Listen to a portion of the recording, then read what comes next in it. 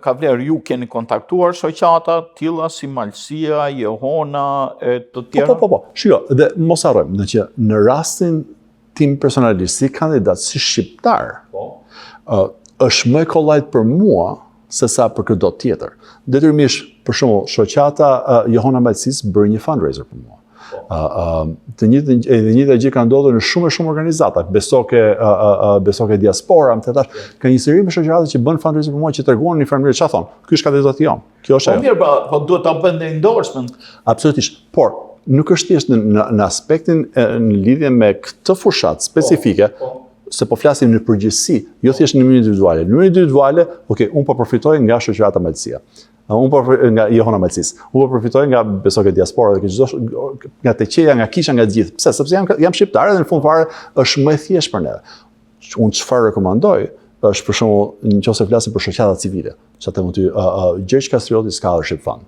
Okej. Kur flasim për Gjergj Kastrioti Scholarship, ai është shoqatë civile. Okej. Aty nuk kur u bë herën e fundit që u bë takimi që u bë tani në fund vitit kur ishte, nuk kishte kandidat aty brenda, sepse ditëm që isha unë, ishte mos gabojmë Roberti, ishte dhe Suzana, se mbajmë që ta këto tre, mbasi edhe ca të tjerë. Ama nuk foli asnjë nga neve. A ishte nevojshëm të flisim? Jo. Ama po të detyroje kandidatët të flisin, po të detyroje ata që të flisin aty, çfarë do flisim neve? Do flisim për atë komunitet.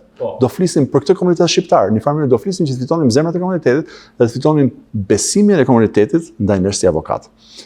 Një organizatë e tillë civile është nevojshme që të bëjë endorsement. Për mendimin tim, është nevojshme. Ose është e dëshirueshme që të bëjë një endorsement, se nevojshme pasi nuk është. Është e dëshirueshme sepse i jep vlerë vetes për mendimin tim dhe çdo grup tjetër, çdo komunitet tjetër bën të njëjtën gjë.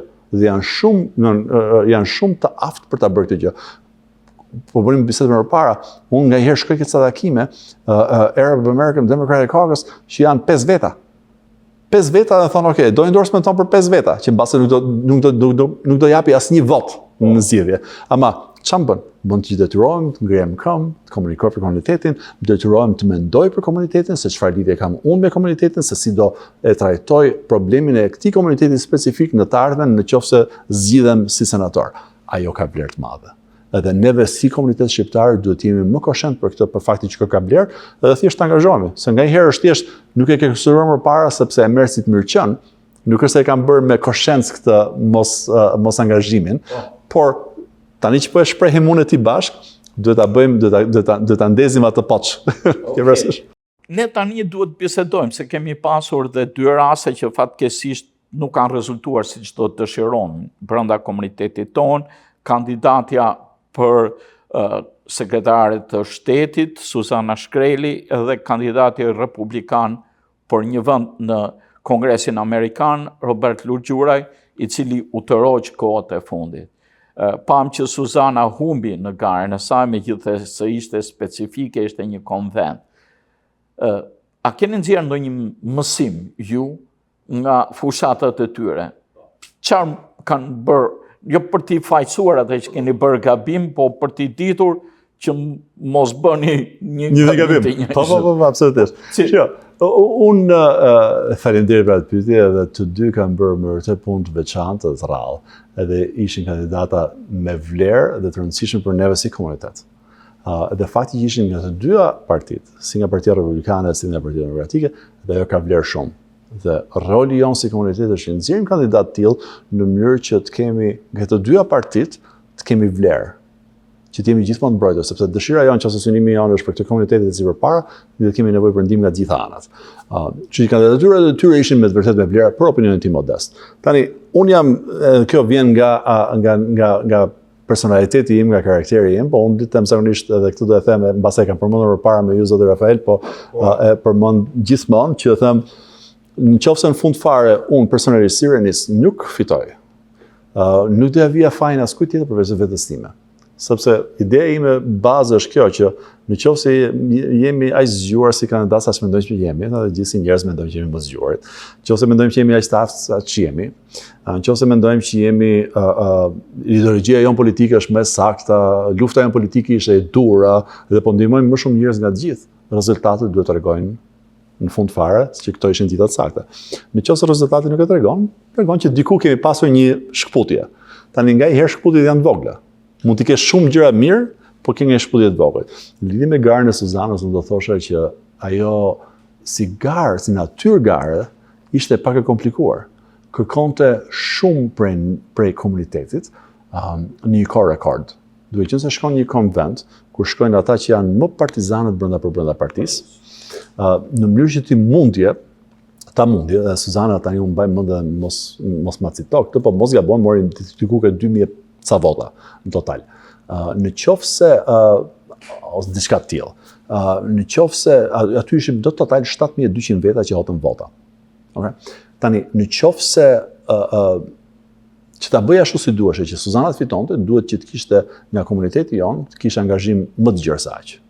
Me vetë tjera, sepse kur e mendon, ajo do fitonte me 3500 e pak vota. Pra, në qoftë se ajo do të kishte qenë më e pranishme edhe këtu në televizion edhe të bënte apel komunitetit, hajdeni sot, vetëm për këtë ditë është, hajdeni këtu, do t'ju qerasu. Edhe i qerasi, kjo është e fortë.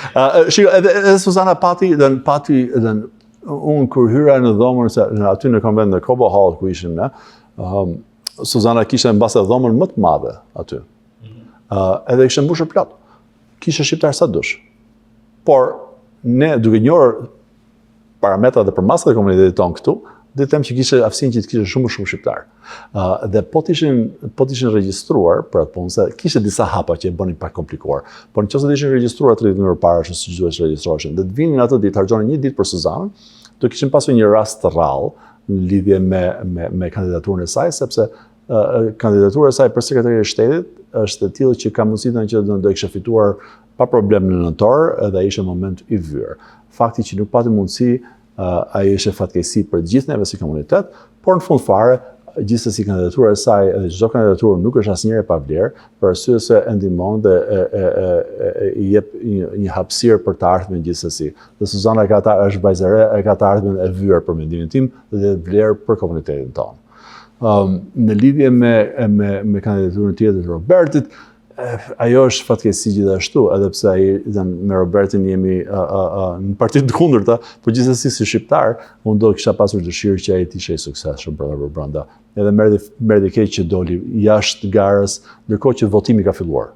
Sepse absentee ballots kanë dalë në sistem dhe janë duke votuar. Kështu që ajo ishte fatkeqësi, gara brenda partisë nuk është e kollajt, kërkon shumë angazhim dhe nganjëherë është garë më e vështirë brenda partisë, sa është, jo nganjëherë, por shpesh herë, është më e vështirë brenda partisë, sa është kur del jashtë partisë dhe lufton dikën nga ana tjetër, sepse dallimi brenda individëve brenda partisë është shumë më i afërt me njëri tjetrin, edhe që gjesh nuancat për hir të elektoratit, që është se mos në pozicionin për kongresmen, ku flasim për 1 milion veta për distrikt, që të gjesh ti nuancat, flasësh për nuanca për imësira aq të vogla në një kandidaturë të tillë nuk është e kollajt.